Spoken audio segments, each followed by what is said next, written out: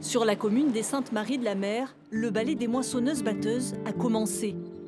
Cette année, la récolte du riz a débuté avec près de 2 semaines de retard. Par capillarité, par évapotranspiration, le sel remonte. Et c'est ce qui se passe sur une grande partie de la Camargue. Alors ça, c'est du sel qui est dans les sols. Et en plus, il y a des entrées maritimes avec Qui viennent encore débordements, rajouter, qui viennent rajouter du sel. Ah, mais avec le réchauffement climatique, c'est un grand sujet pour la Camargue. Aujourd'hui, ça va être une lutte incessante. Aujourd'hui, on commence à avoir des plantes qui disparaissent. On ne voudrait pas être les premiers réfugiés climatiques. Créé en 1985, le Centre français du riz est devenu au fil des ans un outil indispensable. C'est ici, dans ce laboratoire d'Arles, que s'invente le riz de demain.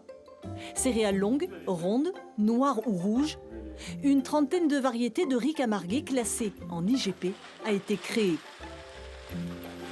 Mon travail en tant que sélectionneur est de créer de nouvelles variétés adaptées aux conditions changeantes du climat et aux contraintes des riziculteurs en Camargue, et notamment une salinité plus importante à certains moments du cycle.